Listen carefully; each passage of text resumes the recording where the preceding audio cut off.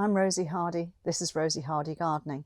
Today I'm going to be talking about a few different types of salvias. They're such a popular plant for people to grow in their garden.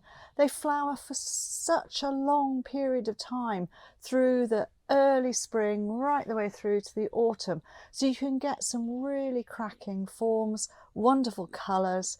And let's just have a look at the different ones that I've got here. I could have more, but I've just chosen a few that I've got at the moment. So we'll start off with the herbaceous types, and this is a nemorosa type. So these create mounds of foliage at the bottom. They return year after year, get bigger clumps. This particular one is called crystal blue, and it has already had part of its first flowering. So these are all dead flower stems, and that's the last little bit of flower at the top of the plant here. However, it is putting on new flower buds here and here and lower down like this. So it's going to continue to flower on this first flower flush for at least another 3 weeks. Then when it has finished, because it's got really square stems, also it holds itself up. You don't have to stake it, which is great. You can cut it down, and I would always suggest take hold of the plant. If it's a bit bigger than this, you may probably want to do it, and you can cut it right down here. So you're talking about something that is you're cutting down to about 2 inches, maybe 10, 15 centimetres from ground level. The plant will then have a rest, and then it will put on new growth, and it will come back into beautiful bloom again. Now you don't have to cut it right the way back down. You can go down to where you see new shoots coming. That is perfectly possible as well. Just depends on how tidy you want to be with the plant. Now these are divisible. You can divide them up in the autumn or the spring, early spring before they start flowering. Really great plants for sun to part shade, good soil. This is a newer variety with this lovely pale blue on here. A lot of the old nemorosa types were dark blues or purples or white.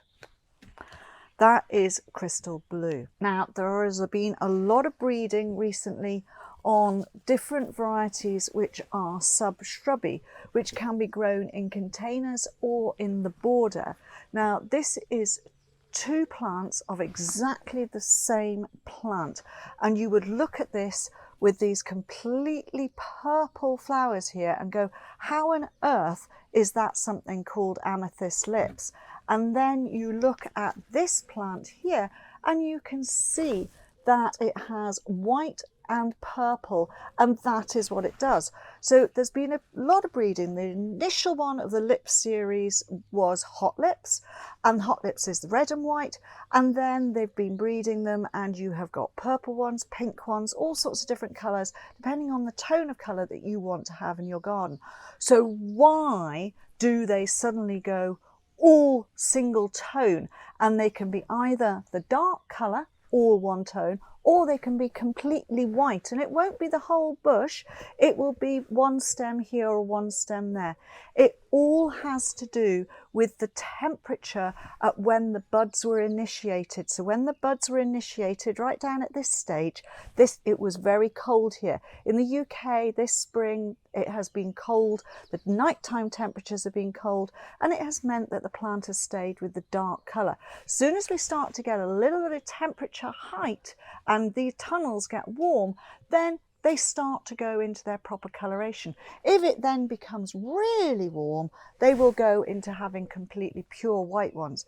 But these are your shrubby ones. I have done another video regarding how to look after these for the winter and what to do with them. But they are great in the border. They flower their hearts off. So they start flowering sort of late spring, and they will be blooming right the way through to the end of the year. And all you have to do is every now and again give them a haircut, give them a trim back over, and you will find that you can just deadhead all these pieces and new flowers will come on through. So don't be frightened to deadhead or give them a little bit of a trim back, reshape the bush, because otherwise what happens is they can get really straggly, and that doesn't do any good for you in the border because they'll flop over other things. So make sure you give them a trim and they will be absolutely fine. So that is amethyst lips, and it is shrubby because it puts on woody growth here, but it also puts on young growth here which comes from below ground level. So if you have a really hard winter, don't be at a rush to get rid of it because it looks like dead sticks, because it will come back from the base as well. And it should be this two-tone, although you will occasionally have both colours on there. So that's your sort of shrubby types. Then there are some which are really on borderline of hardiness, and I would always say that you need to take cuttings of these as you're going through the year. And this is the Salvia patens varieties. Now the Salvia patens varieties, this particular one with these beautiful dark brown black blotches in the middle of these triangular leaves. This one is Salvia patens Guanajuato, and this will get really quite tall. It goes up to around about 3 feet, 1 meter. Electric blue, huge flowers. The flowers are probably nearly 2 inches, if not a bit more. So what's that? 10 centimeters, really huge flowers on this, right up on the top. So this is another variety of Salvia patens, and this one is pink ice, and I actually had this one in flower. So these flowers, you always get this C shape on them. You get the big petal at the base and you get the top bit there. And this is a lovely pink one. This is a typical patens. It's got a plain green leaf. Now you see these flowers and you think they're quite big in comparison to, say, the nemorosas, but Guanajuato, the flowers are this size. Absolutely gorgeous plant, really, really fantastic. Now these are something, they've got square stems again, so they hold themselves up very, very well. You can put them in the border. These produce tubers, and those tubers stay down the ground. So sometimes if you've got a mild winter, they will survive, but most of the time, always take a security blanket cutting or two so that you know you can keep them going through. And they will need to be in a frost-free place, those cuttings, but they take from cuttings quite nicely. So that is the Salvia patens varieties. Then you have the wonderful colours such as this, and this is Salvia Silk Stream.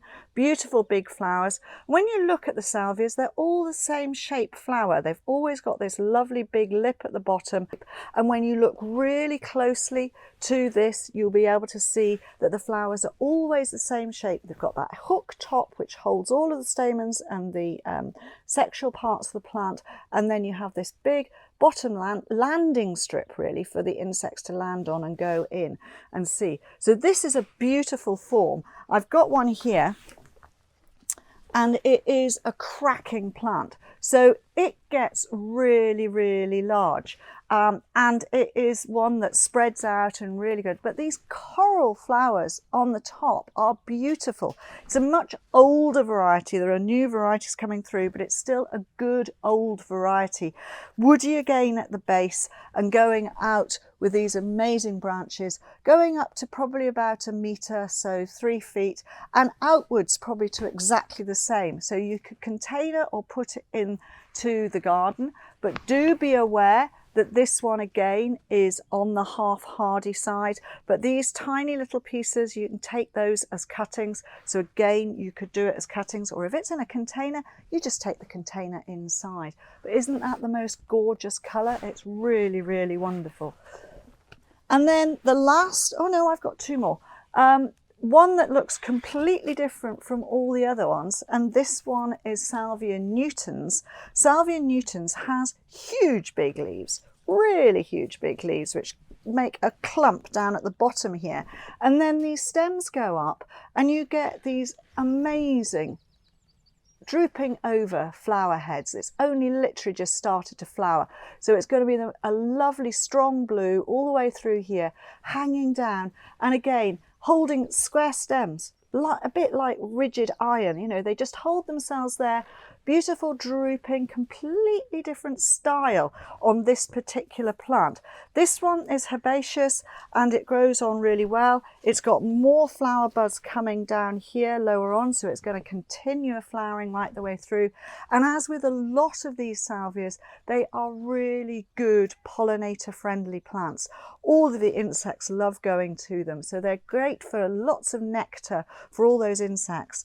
And what you find with the plants like this, which have got hairy leaves and they've got quite a strong scent on the leaf, is that they don't get eaten by a lot of things, and that is always useful. This is something that go in the border.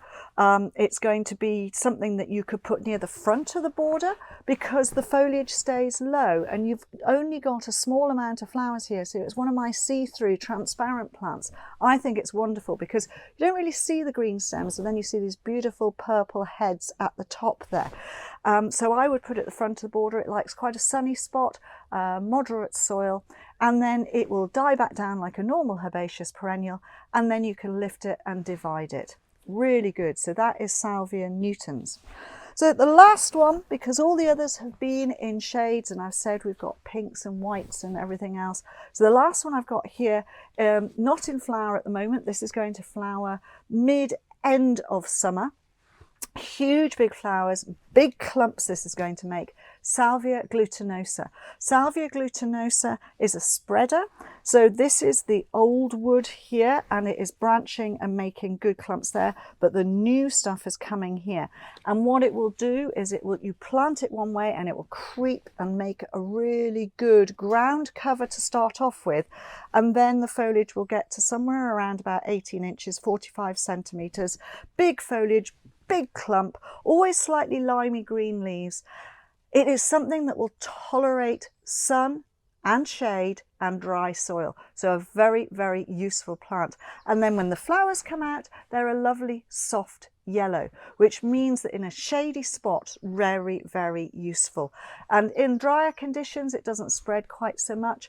I've got it in my gravel garden and I allow it to move around. If it's in the wrong place, I just grab the piece that's in the wrong place and pull it because it's got its own roots, and you'll stop it being there for say a year or so.